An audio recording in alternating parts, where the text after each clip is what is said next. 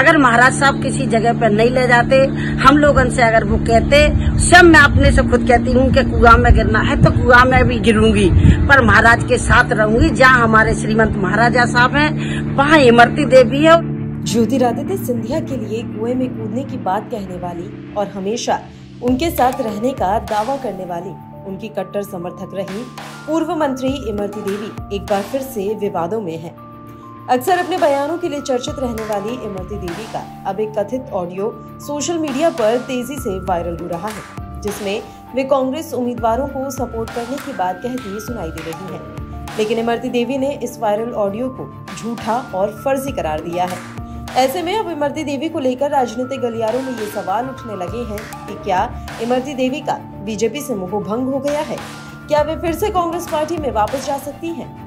इस कथित viral audio में इमरती देवी कांग्रेस के ग्वालियर से प्रत्याशी प्रवीण पाठक और भिंड से प्रत्याशी फूल सिंह बरैया की मदद करने का समर्थक को संकेत दे रही हैं। वे अपने समर्थक से देसी लहजे में बात कर रही हैं। ग्वालियर से बीजेपी प्रत्याशी भारत सिंह के प्रति नाराजगी जताते हुए कह रही हैं कि मैंने जिसको माना है उसके साथ दगा नहीं करो, मुझे तो बजरंग बली देख रहे हैं। वहीं भारत सिंह ने हराओ और वहीं जनपद सदस्य को उठा कर ले आओ, ऐसा दोगलापन अपन नहीं कर सकते। जी जान से लगे हैं। अभी मैं चंदेरी में हूँ, अगले दिन भारत सिंह का हमाऊ क्षेत्र में भ्रमण है तो मजबूरी में मुझे जाना पड़ेगा।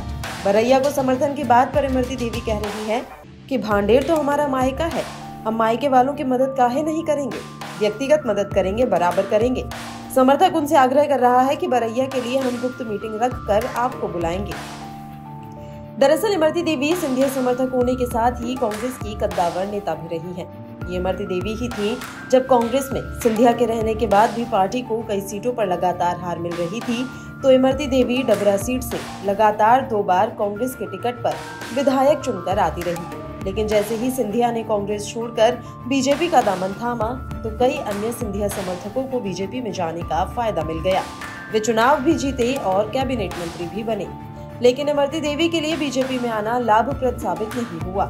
वे न सिर्फ बीजेपी के टिकट पर चुनाव लड़कर हार गई, बल्कि बीजेपी की आंतरिक राजनीति का भी शिकार होने लगी, जिसको लेकर कई बार इमरती देवी ने सार्वजनिक रूप से बोला भी और बीजेपी के एक बड़े कद्दावर नेता को लेकर कई तरह के आरोप भी लगाए। अब कथित वायरल ऑडियो के नए विवाद में भी इमरती देवी का नाम आने की वजह से सवाल उठने लगे हैं कि क्या वे फिर से कांग्रेस में शामिल होना चाहती हैं। हालांकि इमरती देवी ने ऑडियो विवाद को फर्जी बताया है और सिंधिया बीजेपी के साथ ही हर हाल में रहने की बात कही है। अगर महाराज साहब किसी जगह पर नहीं ले जाते, हम लोगों से अगर वो कहते, सब मैं अपने से खुद कहती हूँ कि कुआं में गिरना है तो कुआं में भी गिरूंगी, पर महाराज के साथ रहूंगी। जहाँ हमारे श्रीमंत महाराजा साहब हैं, वहाँ इमरती देवी है।